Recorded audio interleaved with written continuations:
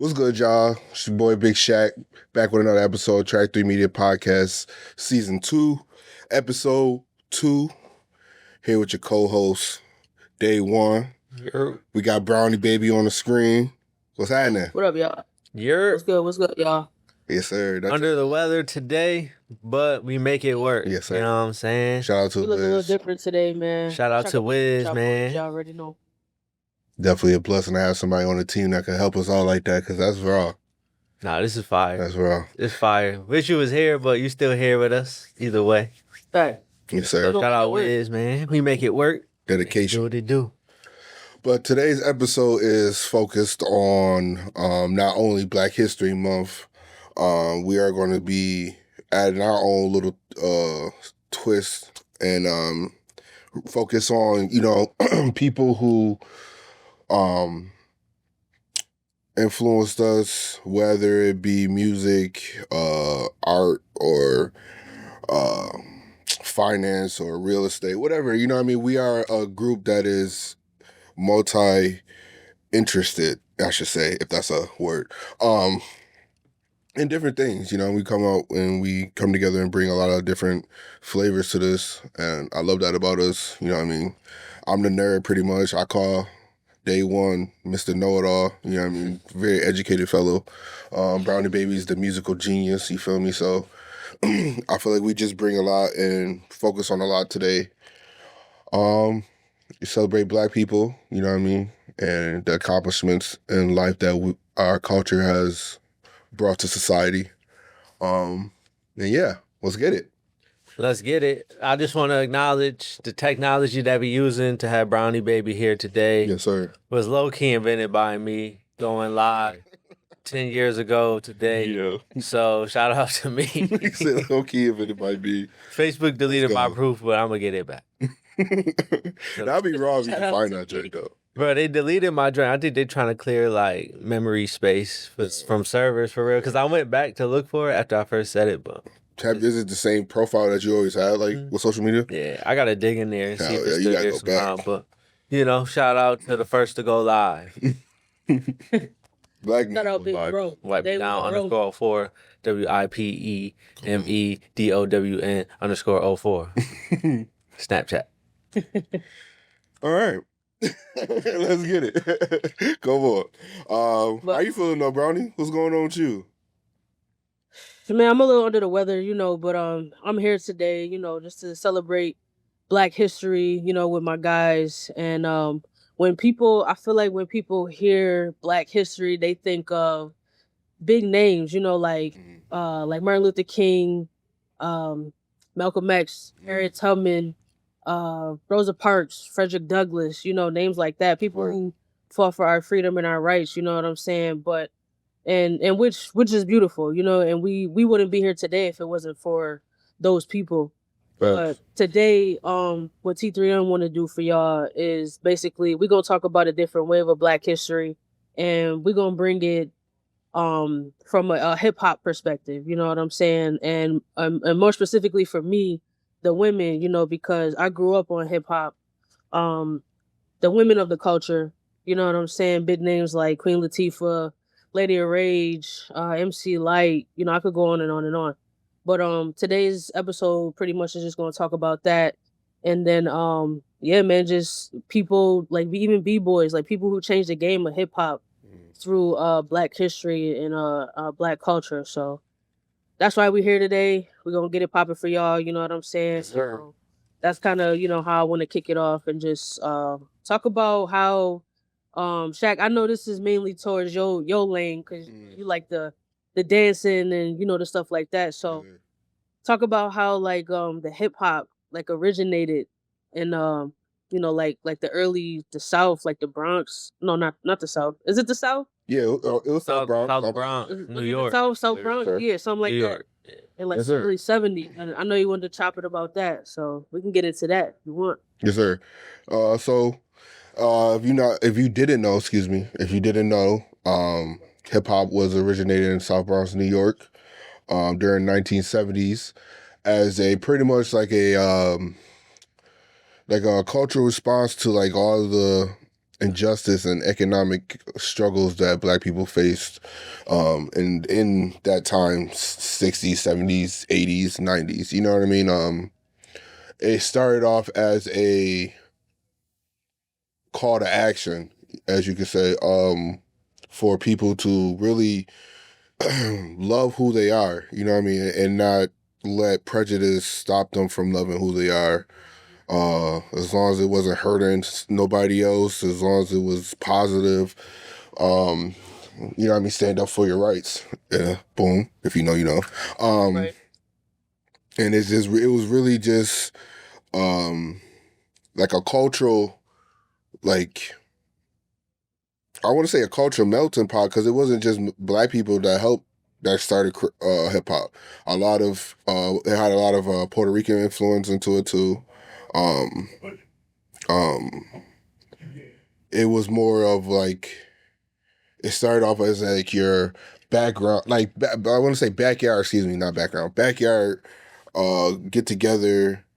Let's party. Let's throw some music on. Let's dance. Throw some food on the grill. Have a good time.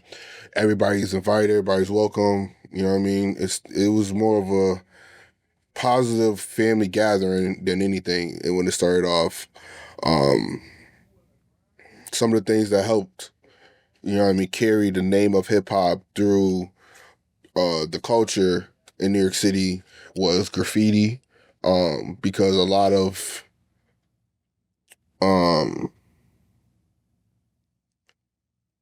want to say a lot of oh, Ken, does that make sense? A lot of poverty. Yeah. A lot of areas was hit with poverty. Yeah. Boom. I'm working on my grammar. A lot of areas was hit with poverty, and a lot of people, unfortunately, was faced with being homeless and living on the streets, and the areas was really like barren. You know what I mean? I want to say like vacant and tore down, fires. People was like, you know what I mean, really just living on the streets. So graffiti started as like a subculture for hip hop to help express people's views on what they're facing every day and how they're living. Which you mean in the right perspective, graffiti is a form of art that is really trendy and really explosive for some people. So that's just some little bit of insight with just a little bit of like hip hop and how it started for the technical terms for people that didn't know. It really was like a big stepping stone for a lot of artists today that still use it, but now we're in a different era, and like a lot of technology is developed and updated to the point where music videos is the modern day form of art for us, but back then that was something that was developing, you know what I mean? It had to get approved through a lot of channels before it can even hit TV or whatever the case may be, because hip hop was looked at as a negative thing at one point because it was supposed to entice violence and all that good stuff. But that was just people not understanding the message for real, for real. I should say like a lot of groups like Run DMC, the Beastie Boys, they're white, but they've always been accepted into the hip hop culture because they've always brought their own flavor and vibe to their perspective lane. You know what I mean? The Beastie Boys was not only like inducted, I think they was inducted to the Hall of Fame, but like they were like at the BET Awards a couple times, I want to say, or some shit like that, like the Source Awards or something like that.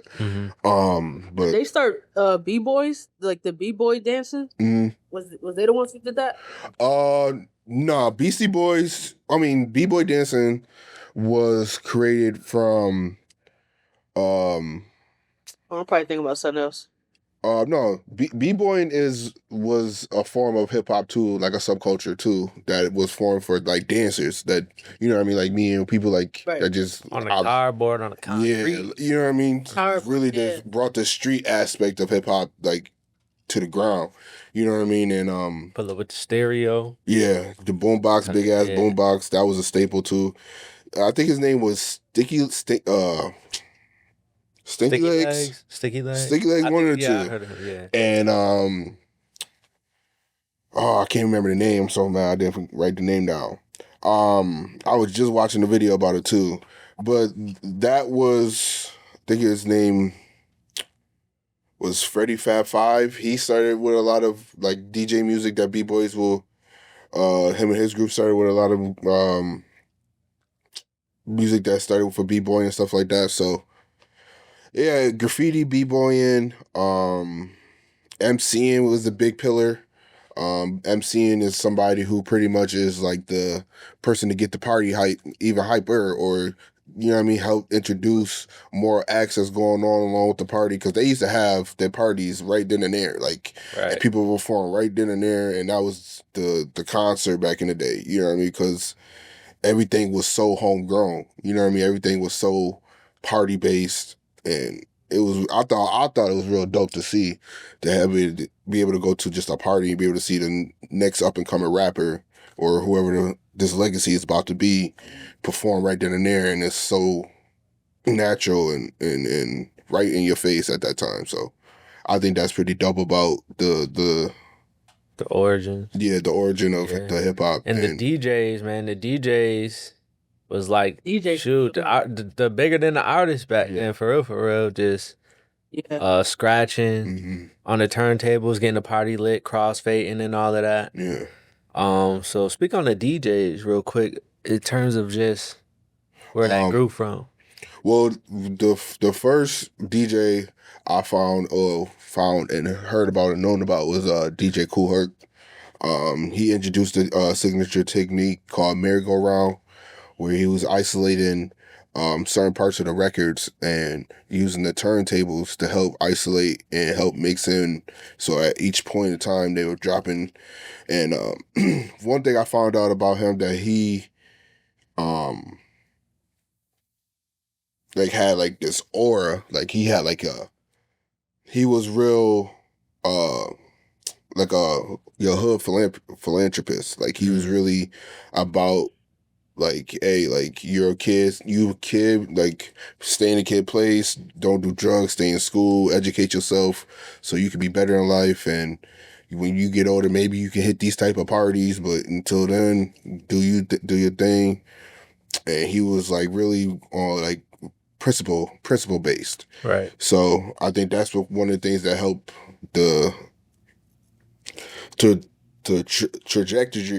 trajectory, if I can't say that word, sorry, of hip hop back then was more positive. It was more like, you know what I mean? I just community based. Yeah, community based, and love yourself and believe in yourself, and really just not let the negatives of life turn your mind into doing negative in your life. Shoot, and growing up, yeah, if you black and your dad was around, you know you had some turntables in the basement. Like, you know you had some turntables. Like, I remember, even if they didn't touch them for however long it been, when we moved, them turntables came with us. So, like, it's crazy how that influence just stayed, especially speaking on, like, the previous generation, like our parents, like 40, 50 years old now. Like, they grew up seeing that and how it just stuck with them the whole time. Because through my childhood, my dad having turntables in the basement or set up and just messing with them, you know, or even going to friends' house and seeing their dads have turntables and the same exact ones. Like, so I know when they was little, like if you had them turntables, you was it. You was it. You do some shit about music. And then just how that turned into Banyos. Yeah, how that turned into just breaking artists. Yeah. How that turned into just breaking artists, period. Just like if you got with a DJ and they played your record, like you was on pretty much. If the people liked it, you know what I'm saying? But like they put you in position. Like you needed a DJ at one point. And really recently, it's really still to this day, but like more so even back then. Yeah, I was gonna say that, like, radio. You look at somebody like Future, like you go in the clubs and like you giving the DJ your record to play and they put it on and literally like if you got cool with them and in the loop with them, that was the reason you got on. So Facts. it's crazy to see how that transcended from, community-based like gatherings pretty much on the streets to just a whole sector of entertainment like formed around them. So it's definitely influential. And just growing up, I didn't know that. Like I didn't know how big of a thing it was, but you've seen it in all the movies like Juice and my dad having stuff and just other people's dads having stuff. Like they always kept them turntables. Yes. Always kept them turntables. Breaking was a good movie. I mean, big movie back then too. Yeah, facts. Breaking. I definitely seen Breaking. That was the movie I was just thinking of when you talking about all that stuff. Classic. The stereos. That was a good representation of the culture back then. With like just DJing and breakdancing.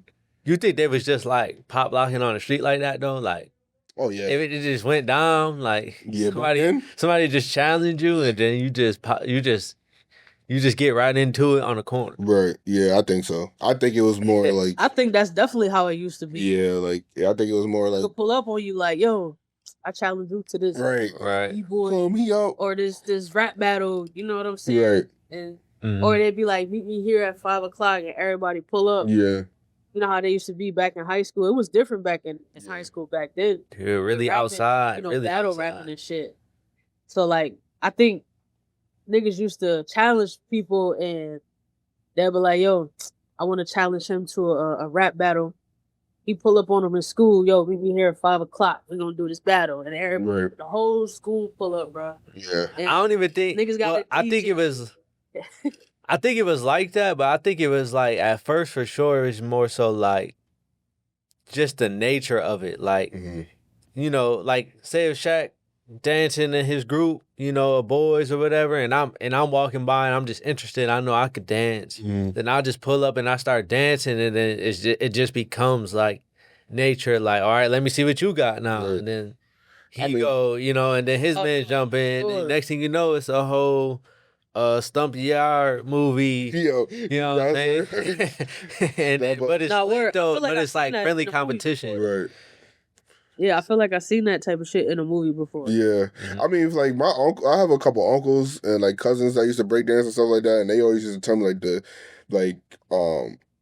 just the image of hip hop was so heavy with like the black people and people of minorities and like just people of color in general, like hip hop, like music, DJing, MCing, like just the vibe of it all was so heavy that that's just all really was. Like, you know what I mean? Like you was one of the part of them things back then, you know what I mean? Or you was a thug, you know what I mean? So you was like, that's all they had to do, you know what I mean? So it was like you was either a kid that went to school, you was either a dancer, a rapper, singer, a graffiti artist, or DJ, or a thug, you know what I mean? That was just the vibe back then. So it was like, he said, like, my uncle, I guess, was pretty good back then. So he used to do his thing. He used to pull up and start spinning on his head on people. So that definitely was a vibe back then. And then you get to like... Yeah, back then, everybody had the turntables and microphones. Yeah. And everybody rapping. It was an MC and a DJ somewhere at all times, bro. Right. And somebody was DJing at a cookout. The cookouts is definitely where it's at, though. Yeah. Like, that's Black history right there. Just a cookout, that's literally like... We don't think of it like that, but that is literally embedded in DNA. Like... Just having fun time. Cooking out at the crib or wherever we at. Like, especially growing up, you always had them big family reunions, you know what I'm saying? Or either at a house or at a park. Like, that community aspect of it is important. That's always been in our DNA. You know what I mean? Come together. You know what I mean? Even if it's not being represented in the best way, as like, but we've always been family based. And if you come from a big ass family, especially if your family is like known with each other, you know what I mean? Like where Day1 said, like them park cookouts, them was the big ones. Yeah, fact. People pulling up, you don't even know. Like literally, you didn't see them because you was a baby. You meet 15 cousins that day. Word. but it's needed. It's important. Wiz invited to the cookout. Facts. Shout out Wiz. Shout out that boy. And then like just how they used to voice themselves back then. I think like Public Enemy, you know, like Fight the Power type, you know, NWA, like they really use hip hop to, you know, voice what was going on. And at first it just started as, you know, talking about what was going on in your neighborhood. You know, compared to now where it's more like just pure entertainment aspect and kind of just doing whatever. But yeah, it's cool to think about it like from a historical standpoint, because I don't think people really see hip hop as like this is a part of Black history. Like it literally, it's very telling about the times, the generations of people, and a way to voice like, you know, what you going through as an individual, and then if you take like a more global look at it, like where we're at currently, you know, so it's important, bro. It is. It is a fact. That is a fact. It is it's part of what makes us us. You know what I mean? And then a lot of it isn't understood because even from like our motherland, Africa, one of their biggest forms of communication is music. And that's one of their biggest forms of art. Yeah, and it's like entertainment is just heavy music, heavy celebration, heavy. Yeah, music and dancing, for sure. Right. So it's always been in our DNA. Fun fact, a group called the Sugar Hill Gang, if you know, you know, Rapper's Delight was the first hip hop record that was ever like official for real, like I want to just say on the radio, but like officially, like yeah, that's a classic. And it's crazy how like you know it no matter what. Like you don't listen. Like I'm never turning on Apple Music and listening to Rapper's Delight. Not that I won't, but like I'm not thinking about it. But I know the song. Like everybody knows the song. You even don't know the words. Yeah. You know the vibe of it. You know you know what I'm saying. Like it's just a classic. Right. I feel like it was a majority of like 90s Black people movies, or like in some type of Black people movie back in the day. Like you hear it as like the intro or something, or like the introduction to a character or something like that. Yeah, fact. You hear that little beat go off, and you just knows that song. That drum is in a skate. That drum is in a game I used to play when I was little. Like I know you're talking. It's like a skating game, like probably one of them Tony Hawk games or something like that. Was it in Tony Hawk? I think it was. But it's just like one of them classic songs, like you know, no matter what, throughout the generations. Like I didn't know it came out in the 70s or like, but just as a kid in like early 2000s, like 6, 7 years old, like you know that song no matter what. You just like connect with the vibe. Like you said, the vibe you get when you hear that song. You're either gonna start dancing, gonna vibe, bob with it, or you know that doom, doom. You know what I mean? Hear that Never shit. forget the hip hop. Right, that's all you remember. You know, like they're not even saying words, but like it's a vibe. Right. You might not be able to. They probably was going crazy when he first said that, bro. 1979, like, oh, what did he say? Like, I had to, bro. Well, because hip hop, that probably is literally what named it hip hop. Like the hip hop, like him saying that, just like name the genre. Probably. For what I've seen, it was like coined through a couple of different people.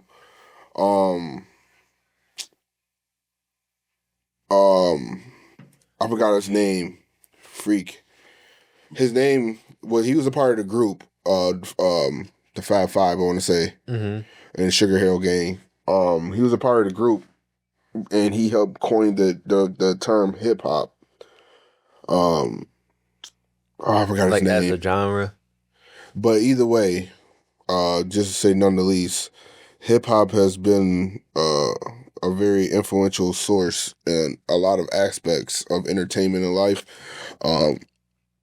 that we don't get enough credit for, you know what I mean? And just the people who helped pioneer it, create it, and trend it, and put it in the place that it's at now. Because even though hip-hop music isn't making, I guess, globally the same amount of money it has been for the last 20 years, whatever the case may be, it's still 30% of like what's going on. You know what I mean? Like it's very how should I say, personality based, it's very fashion based, it's very video games. Shit, we had Def Jam growing up, Def Jam Vendetta, if you know, Def Jam icons. Yeah. But you know what I mean? It's very 50 Cent games. yeah. Oh, get her. I mean, give her some Die Trying. Yeah, that shit was. That shit was before its time, bro. Okay. That shit was like GTA on 100. And really from the streets, bro. Like the Dope Boys back then. LL Cool J, bro. Like literally, like who would have ever thought he went from like a Mama Said Knock You Out type of record to like a Headsprung type of record. Mm-hmm. You know what I'm saying? Like, and when you think of LL, you don't think of LL like me growing up. I thought of LL. I didn't know he went back like so far, like so far, like to like 80s rap and stuff. He was like one of the that. first people I ever saw. Yeah, like literally one of the first people. Yeah. Mm-hmm. So like to a major label. Literally. So and then you think like Rum DMC with like they influenced dressing with the Adidas and they had like shell toes. Bucket hats. No, word. I wish I was there for real. Me too. Kango hat. Word. Yeah, Isaiah bucket on, bro. Word. Like literally. I get a lot of bit of like the 80s vibe with a lot of shit I do too. I just feel like old soul because their shit was like just to see it in real time and be a part of that process of something that just culturally takes over. Definitely probably was the best experience ever. You know what I mean? Just to know that you're creating and pushing something to not even just creatively its peak. You know what I mean? Because it's become subjective. It's become multi-layered. Hip hop can be in many of things now. You know what I mean? You could be screaming, and that could be considered hip hop music. It just depends on who putting it out, type shit, or what's it on. You know what I mean? But BrownieBabyy, what's some of your? I know you was talking about some of your influences and some of your inspirations and people you looked up to. Yeah, as far as the women. For me, I know it go back to the women for me, man, because is influentially like the women of hip hop changed the game for me because I looked up to like Queen Latifah the Brat. You know what I'm saying? Like as far as dressing, the way they rhyme, like MC Light, Lady of Rage, like and like they all. For me, they all share a different influence on me. You know what I'm saying? And that's kind of where I get like my swag and my rhythm of flow, things like that from.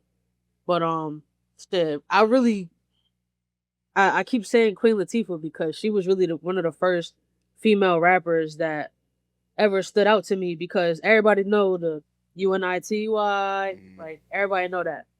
You know what I'm saying? And like that had a big influence on hip hop because I feel like with that record specifically with her, she came in with that like kind of like demanding respect for women in hip hop. You know what I'm saying? Heavy on women respect. She wasn't, like she wasn't on like trying to be, how should I say it? She wasn't trying to be sexualized as a woman. Like she wanted her voice to be heard. You know what I'm saying? She was like, she wanted to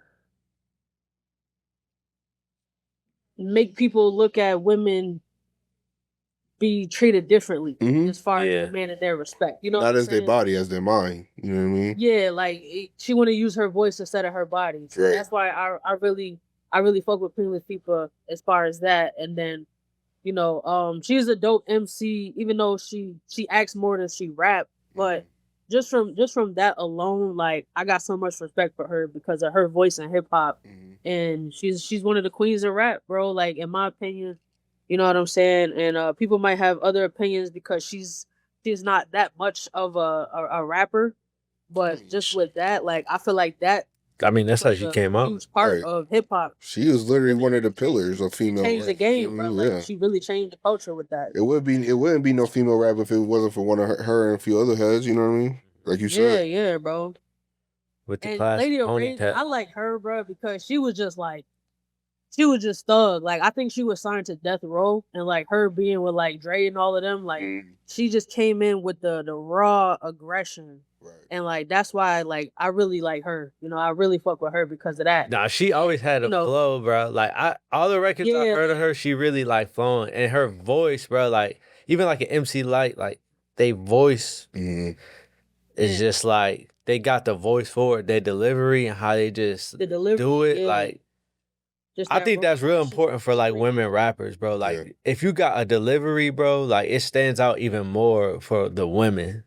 You know, more so than the men. Because the men, it's just, that's a whole nother topic. But like, women and rappers who got that delivery is like once you hear it, like I think like a Nicki Minaj, like her delivery is just like when she came out, like nobody was rapping like that. Yeah.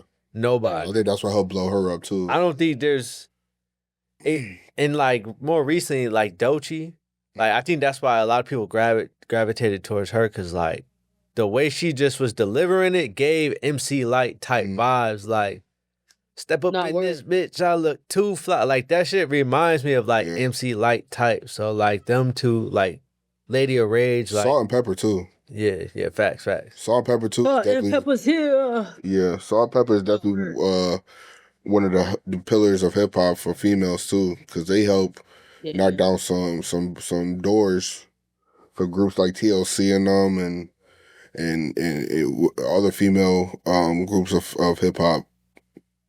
And Queen Latifah, bro, I'm back to her. What you was talking about her, like she I don't think she gets a lot of credit too. I was like, cause she definitely, her and MC Light was one of the main heavy names of the 80s and early 90s of hip-hop music and the scene. She was in Juice, you know what I mean? She was in a lot of music videos, you know, a lot of respected crowds because of how heavy she embodied hip-hop and how heavy she embodied the role of the importance of it. You know what I mean? So definitely shout out them for real. Yeah. And like, and then you get like women like Lil' Kim, you know, she came in the game, she came in fire, but then she came in kind of like a sex symbol. You know what I'm saying? She kind of changed the game with that. Like, she came in differently. You know what I'm saying? And I'm not saying it's a bad thing because it's her thing, but she still, like Melo said, like that delivery, that flow, like she brought that. You know what I'm saying? Like she had those type of punchlines, and then like, did you have the group of women that look at the sex appeal of her being a female rapper. Yeah. So Lil' Kim, she definitely played a huge role in like female hip hop culture and, you know, stuff like that too. And I wouldn't say she's one of my influences, but she influenced the game in a way to where people gotta respect her. Sure. I feel like because she definitely brought something different at that time. Right. Hell yeah. Well, we talking about old school. So like 90s type shit. Yeah, like when she was younger, she brought that sex symbol. But the way I'm looking at it is the way she flowed, like her punchlines and stuff like that. Like, cause that's what I think about and listen to when I'm listening to women. I think about how they sound. I'm thinking about what they saying. You know what I'm saying? Like, just how they flowing with they shit. Like, that brings me to say this. Shout out, Love the Genius, because when we seen her perform at that show, like, I was just in like a trance watching her, bro. Cause I was like, yo, like she dope. Yeah, she is dope. I've never seen her perform live. And seeing her perform live, that shit just brought something so like inspirational and motivational out of me. I said, damn, like I need to get back on my Yeah, she dope. Yeah, she. So shout out Love the Genius, man. Y'all she definitely had that energy for her performance. Like it just like you just had to pay attention to what she was saying. You feel me? Like she reminded me of the back in the day, like hip hop, but it was hers. You know what I'm saying? Like hers today. Like I don't know, it was crazy. Like she. I'm on it. I get what you're saying. I felt that for real. fire, bro. Nah, it was a fire performance. It was. Definitely. But yeah, but shout out to them and shout out to, you know what I mean, the founding female, I don't want to say mothers, you know what I mean, to make it sound weird, but what it is, what it is. And then how they help shape hip hop and their contribution. I really, like, I feel like, too, for people of color, especially black people, if you grew up with with a mom who loved music, Lauryn Hill, Erykah Badu, Queen Latifah, MC Lyte, Salt Oh, we can't Pepper, forget about my girl Missy. I forgot to mention Missy. Yes. Yeah, I she go was without one more saying. person I Yes. forgot to mention because of her style. Like as far as dressing, like Missy had good music. She had great music, but her style of like the way she dressed, Yeah. and She the way brought she shot her visuals. music videos, bro, crazy. Like Different. Missy Yeah, go she was crazy. on a So, different like level. really together, I Mhm. feel like all of these women showed in hip hop that they don't just belong in one lane. They belong in every lane, in every Yeah. aspect. You know what I'm saying? Like they had to pave their own way and make their name, bro. And they came in dominant. They did what they had to do, and they really like paved the way for women like me that's in the game.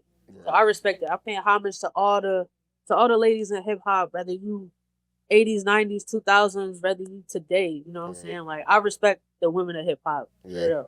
100%. And it wasn't even just about, like, for them too. They wasn't just like, hey, like, we're asking to be here. The motherfuckers took over for They us. was nice. Some motherfuckers took over for a little bit. They was undeniable. Yeah. You know what I mean? My girl Lauryn Hill with the singing and rapping, like I feel like she influenced that on a lot of people and men too. Like I feel like she influenced that in men too a lot. Like she was crazy with it.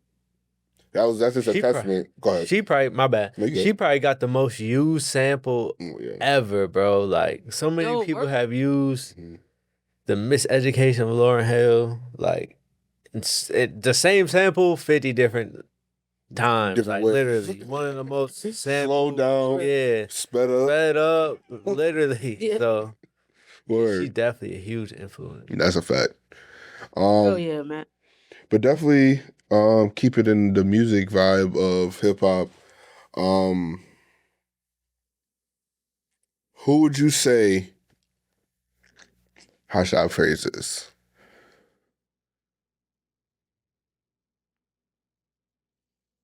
If you had to pick an era of music that you felt was the most influential, starting with you, Day1, what era would you say, not your own opinion, not based off what you know, was more influential than others?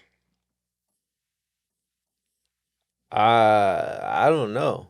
I think it would have to either be 90s or 2000s, but I don't. For me, I would probably say 2000s, just because that's just like kind of biased. Cause like I remember being in the car 6 years old, hearing like "Get Rich or Die Trying." I was just thinking like, that. you know what I'm saying? Like in the club, like 50 Cent, like that's the first album. Like I heard that shit, and I never forgot it. Like. And shit, like I'll be at work playing 50 that album still.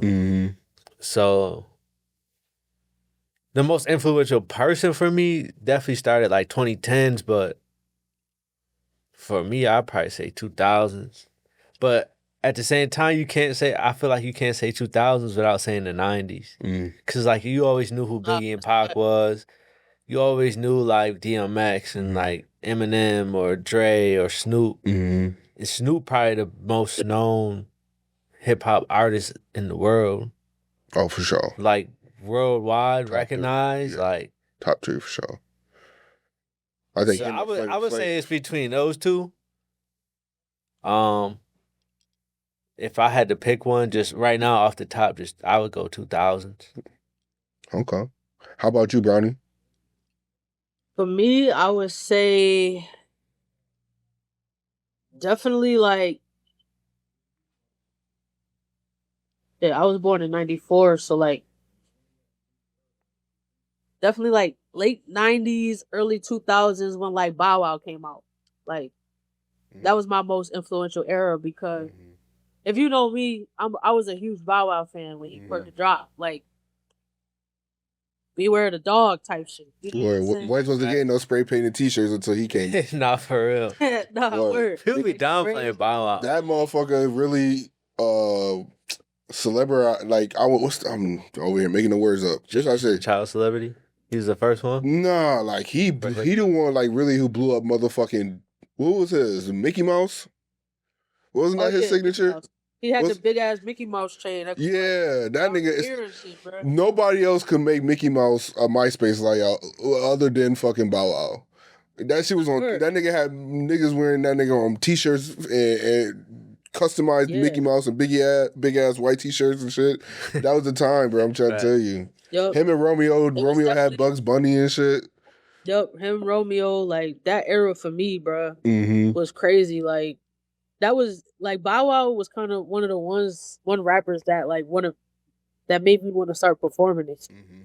You know what I'm saying? And get like the braids and had a do-rag on with the hat and the headband, which was too much. Now that I think back on the shit, but it was the swag back. Nah, that was the era. That definitely. I grew up watching you watch that. It was literally like Mike type shit. Yeah. Big ass T-shirts, big ass pants. Came out with the Band-Aid. Hell yeah, niggas was wearing Band-Aids under their eye for no reason. With the headband. Word. That era was really lit for me, bro. As far as like, music, you know, influentials and shit. Big ass, what was them shits called? The wristbands.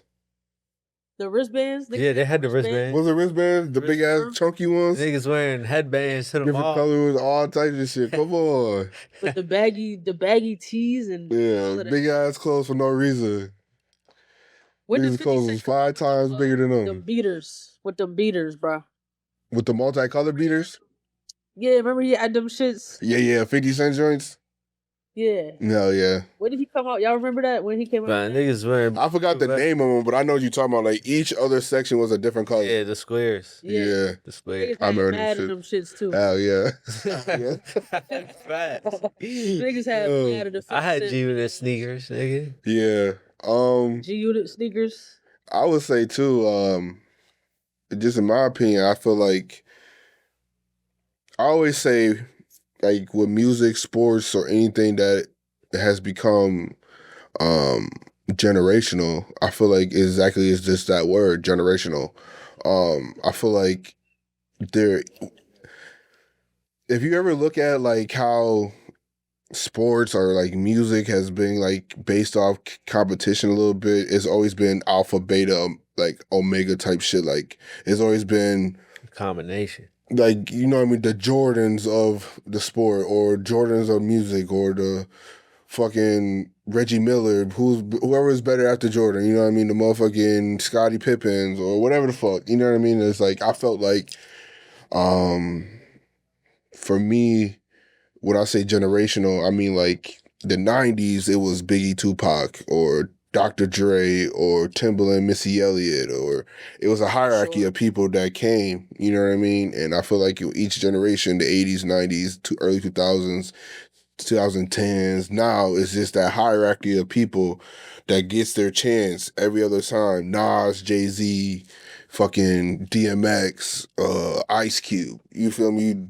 Ice Cube, not gonna lie, that motherfucker is... I want to say he's most known other than Snoop Dogg, but he's up on that list because he's been through it generationally. You feel me? NWA. Yeah, I go back to like. Ice Cube. Yeah, Ice Cube definitely up there. Ice-T too. Yeah, I'm surprised we ain't saying nothing about them. Yeah. It just runs so deep. Mm-hmm. You know what I'm saying? Like, dude, yeah. It's like Eazy-E. You sit here all day trying to pick out whoever at that moment of time had they run for hip hop. You know what I mean? Because everybody at the time was so. It was taken over because it was such a big phenomenon back then. It was such a new thing. It was such a trendy and...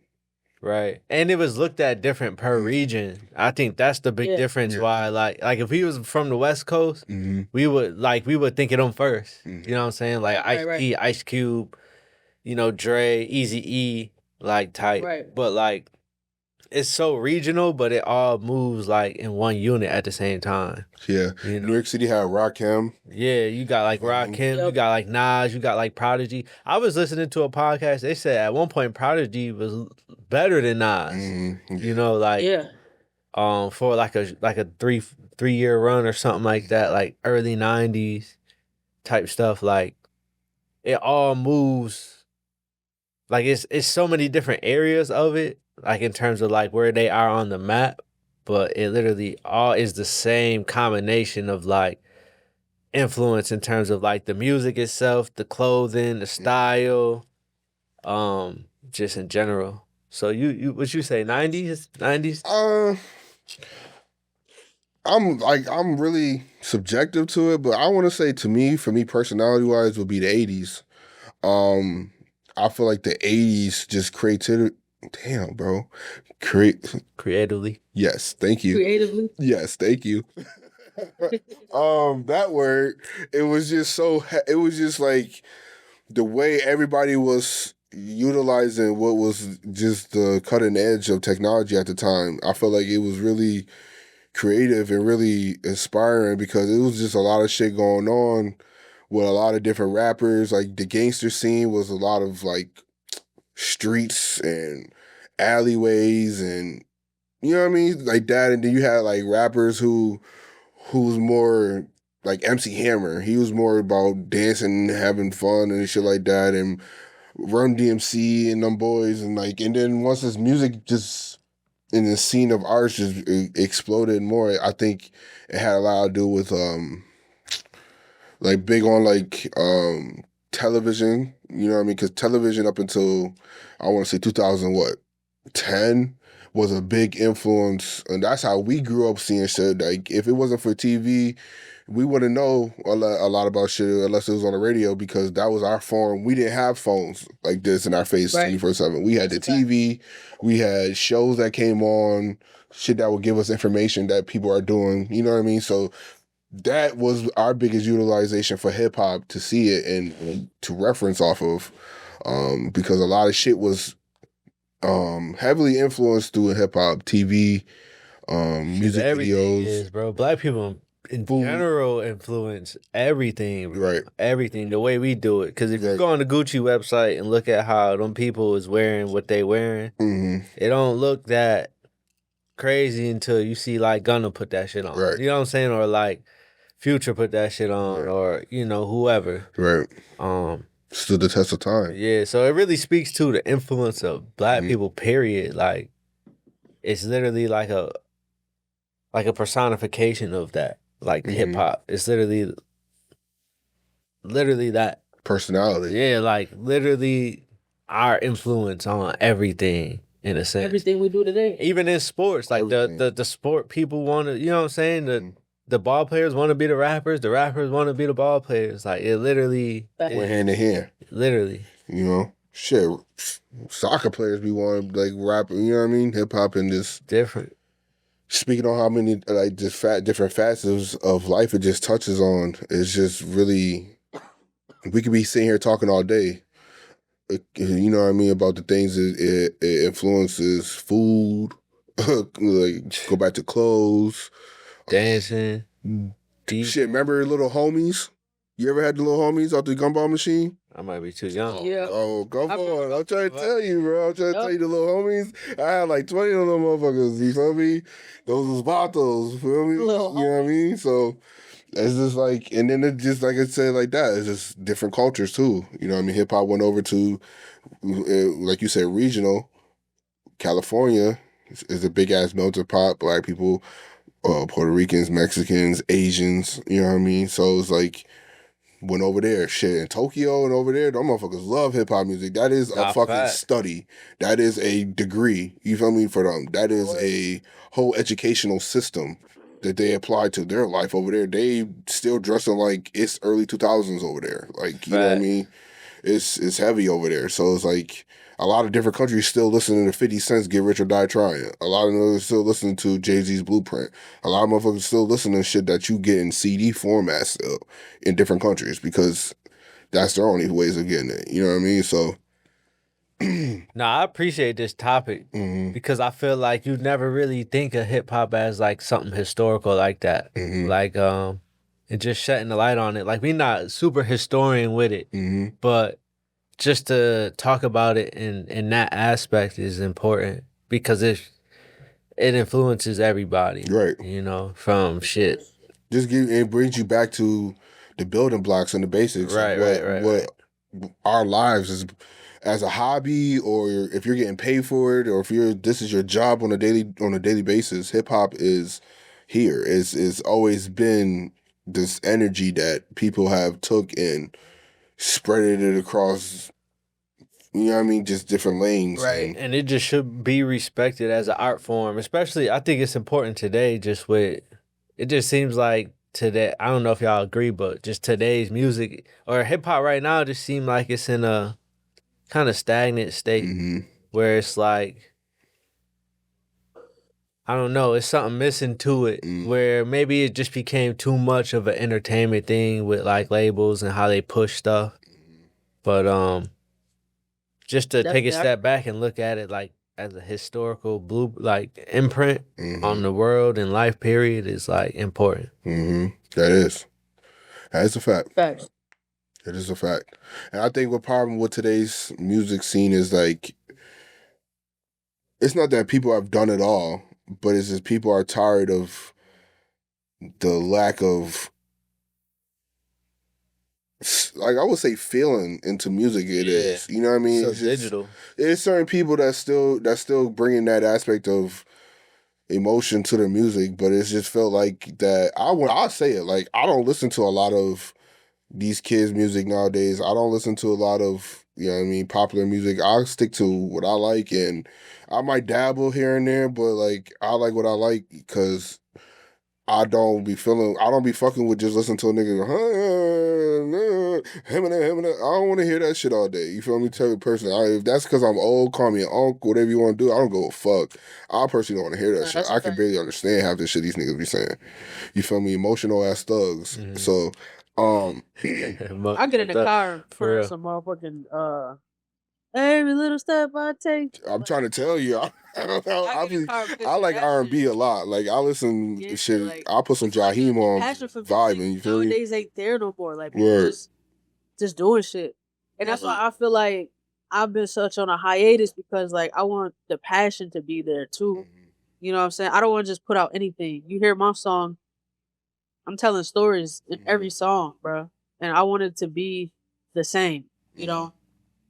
And I gotta have the passion behind that. I'm not just gonna put out anything. Right. But for me, that's just how I feel like with the industry now. Like, it's not a lot of passion behind nothing. Do y'all think it's because it's so easy for like people to just put out anything, so it's kind of like saturated and watered down? Or do you think it's like a label thing? They look at it more like a money thing, or maybe they've seen the power of hip hop and how, you know, it started early with like, you get like a Public Enemy, NWA, and you create these movements of resistance. So then over time, now they just not pushing that music anymore because they realize, okay, we can make money just entertaining people.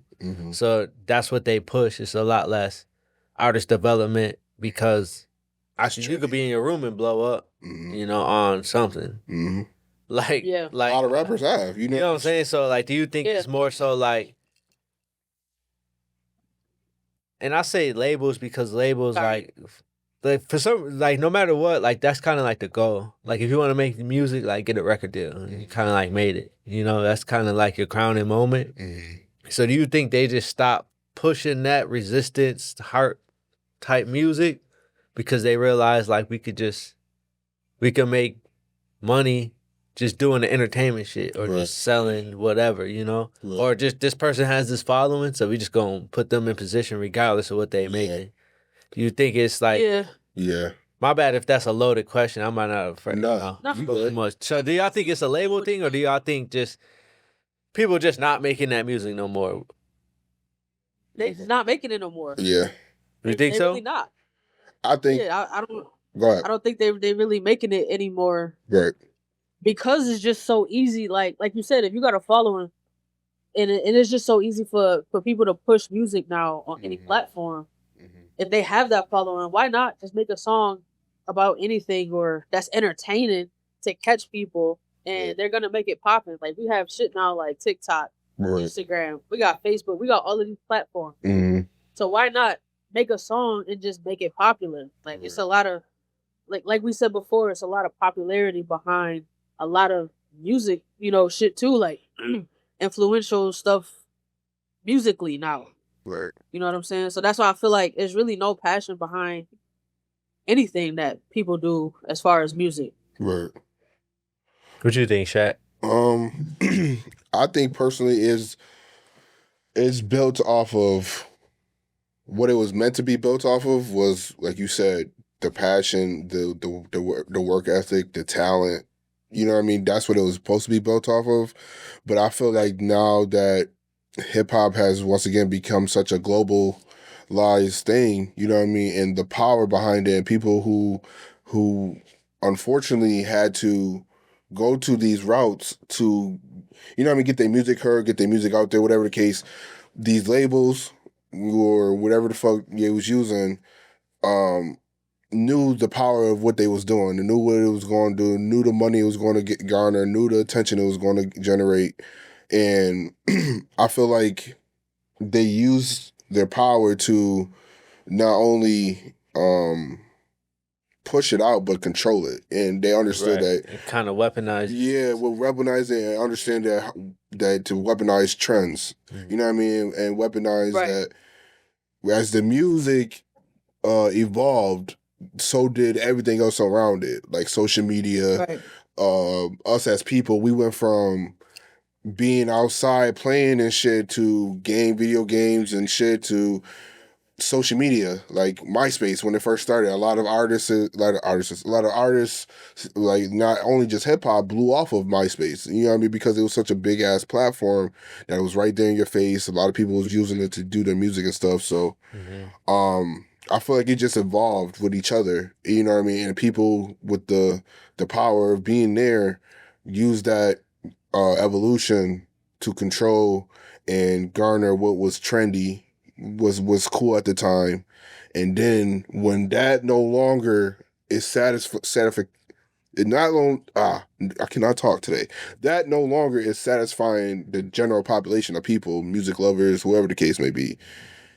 They're trying to now bring the real aspect of being an artist, the creative side of you. So I feel like, you know what I mean, it had a hiatus because people weren't really in it for the passion no more, or they let the passion go to becoming about money and a status and a look. You feel me? So like I said, I would say my answer, sorry that it was a long drawn out one, but it was this evolution, I would say. And that they knew what they were doing. They knew that they knew they had it in their hands. And they knew that regardless of anything, they needed them at the point in time. So they took that desperation and that their resources and weaponized it and let people think that this is what we want to be, and that's not. Is we want real music. You know what I mean? We want real. We want you to feel like you actually wanted to do this, like you tried. You know what I mean? But it really goes back to like how we was talking about back then. Those are the people who paved the way for the shit to be how it is today. Right. Because back then, like, they had to, it wasn't as easy back then as it is now to just upload a song. Right. They had cassette tapes, nigga. You had to make a cassette tape, press the little play button, record your shit. You had to go out your way to, you know what I'm saying? You had to go out your way to get your shit heard. Like, you had to go and make copies of your shit, and then that's when CDs came about. You had to go make a bunch of copies of your CDs and put that shit Burn them all. So this electronic shit, even before that, media, like, they really paved the way for us, bro. That's why I respect the music game so much from back then, because they really paved the way for the shit now. And that's why, like, they're so respectable, bro. But, like, a lot of people don't see it like how we see that shit. You know what I mean? I think that's true. I think it's a little bit of both. Right. Like, I think it's just oversaturated now because, like, you get a lot of people who make music, but, like, there's a difference between a beat maker and a producer. And I feel like no matter what, even if, like, I'm not a fan of somebody's music, I recognize that everybody has a song that has potential to be like a hit. Even if you don't make music, like everybody can make a song that's like, yo, this joint, if this joint is done the right way, like at the highest level, like this is a hit song you could play in a club or whatever the case may be. Right. I think I just agree with both sides. I see a little bit of both, but I feel like the labels, and I'm talking about the labels because they're the institution that could push out, like Tons of to the masses quick. Like, yes, you could do a lot independent, but like all the artists we know, we're dealing with a label, bro. Like at some point, whether the deal was good or not, you knew them and their music was good because they actually like put work in. Yes, the artist had the passion, but like they also like put them in real rooms with real producers in the studio at the like making something from scratch that was like great. So like before they even put it out, it was great off rip. You know what I'm saying? And then when they did put it out, it was pushed. It had that push behind it. Yeah. Like at the end of the day, an independent artist is only go so far. Right. Unless you just like Michael Jackson with the shit. But like Michael Jackson had the money. Still, had that push behind him. Even though the music was that great. Because if you go back and look at like how he was making songs, it was a big collaborative effort. Right. But he just had that passion for it. Like I hear sticks in this song, and they would do it right. But you still need the institution to do that. Like, right. So I feel like even in today where it's so saturated, like the labels could push whatever narrative they want to push. Like they could push a bunch of backpack rappers to the front, with the talent and the passion, and make that the new thing. Because if you hear a song on the radio enough, you eventually gonna know the words to that shit, whether you like it or not. Rather, yeah, it just becomes... Like, I heard Steady Love every single day on the radio. I don't know who made that song, but that shit was on the radio every hour on the hour, bro. Like, at least 2 times. Right. Like, so it's a little bit of both for me. I don't know. I agree. It's in a transition period now, though, for sure, where it's kind of like trying to figure out what the next direction is. Right. All right. It's a bunch of different things that play a role in all of it. Yeah, facts. It's not just one thing. It's just... Yeah. Yeah, it's a bunch, man. But it's still moving the needle. It's still just as influential. Right. Yeah. But I just wanted to ask Melo one thing real quick. I know you said something about somebody invented something. Oh yeah, I got the name. Yeah, before we get out of here, touch on that real quick before we conclude. Before we get out of here, this is a different topic in hip hop, but it's important because it's something I learned in the past couple months, and it's just super relevant to technology today. So yeah, I had learned about David Blackwell. He basically was a professor and just a mathematician, and he basically invented the math theory behind the AI technology today, basically. So you niggas using ChatGPT, you wouldn't have ChatGPT without a black man, or AI agents, or generative AI period without. And everything is AI now. David Blackwell. And I for people who don't know, the biggest company right now is NVIDIA, and their chip architecture is what's powering all of these hyperscalers. So like the Amazons, the Metas, the Apple, like their technology is what these companies use is top tier to get the products out. Right. So they named their top architecture, their top chip, Blackwell, after David Blackwell, which is a black man who basically invented the mathematical theory that this shit is running off. Period. Come on. So he basically came up with the theory, to simplify it, basically came up with the theory that like if something happens repeatedly enough, then you can predict what's gonna happen next. And he basically came up with the mathematical formulas to do that. So just some notes I wanted to make with him. So the Blackwell like actual chip that NVIDIA has powers like large language models like, Chat, GPT, Gemini, all of that, generative AI agents, or just parameter training, you know, agentic robots and stuff like that. But he was born in April 24th, 1919 in Centralia, Illinois. And he grew up in the Jim Crow era. So, you know, he definitely had limited institutional access. Like, I learned that, like, when they learned that, like, he was the one that came up with these mathematical theories, like, they couldn't fathom that came from a black man. And this is so interesting to me because, like, it's not to say he created AI, but he basically pioneered it. Like, for NVIDIA, the biggest thing about it, the biggest company in the world today, like, if we didn't have NVIDIA, the Blackwell chip, that's the most advanced graphics GPU in today's world. You know, that's what China and US is arguing over. And, you know, the president is putting stops on NVIDIA selling their shit to China because it's that powerful. It's named after a black man, like, period.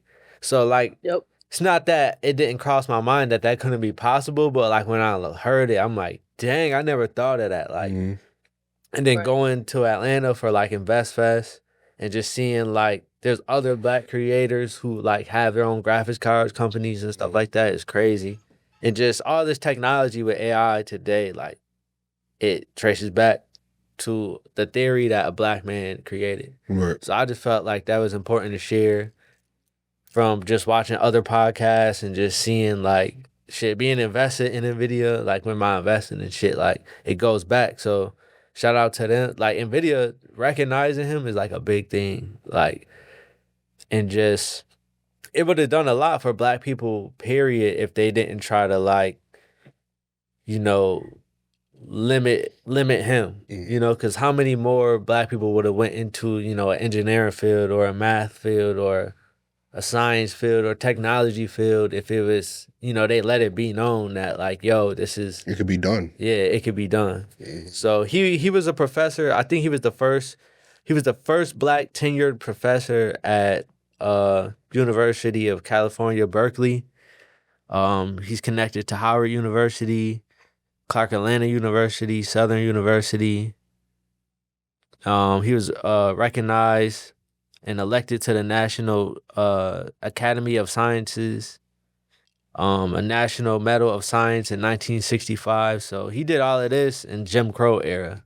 So it's important. So we wouldn't have this AI shit if it wasn't for him. So shout out to him. David Blackwell. Shout out to David Blackwell. Y'all don't know who he is, go look him up. You could Google him because I did it myself. I didn't know who he was. And then when that was brought to my attention, I felt like it was necessary to go and do my research. And that's great information for us, especially being the new adults in this era. This is things that we can teach our kids and then they can teach their kids. Like, it's important information out there. So, and this is definitely an important piece of this whole entire podcast. So that's why I wanted to touch on that, you know, before we wrap up. So appreciate you for, you know, just putting that out there, bro. Got to, because I didn't know. I was like, dang, that's really crazy. Like, you told us that when we initially told us that. I was like, damn, I never knew that either. You wouldn't even think. You wouldn't think, like, oh, yeah. It's not to say he literally created it. But, like, that theory, to have that math or prediction, because that's pretty much what it does. Especially it predicts what you want next. Come on now. That's... A lot of people don't know that, bro. And for the biggest company, $1 trillion company, $4 trillion company, literally named their best product after a black man. Like, you wouldn't think. You wouldn't know. That's how important that shit is. But with that being said, go buy NVIDIA. Everybody. Hold for 10, nigga. Hold for 10. Invest in NVIDIA, XRP, all of that good stuff. You know what I'm saying? We're going to wrap this thing on up. Track 3 Media. My guys, I appreciate y'all. Thank y'all for tapping me on the video. I'm sorry I couldn't be there. I'm really sick today. But we did it. Season 2, episode 2, wrap up. Black History episode. BrownieBabyy, Big HAQ, Day1 Romey. We out, man. Track 3, what it do? What it do? Track 3, we making moves.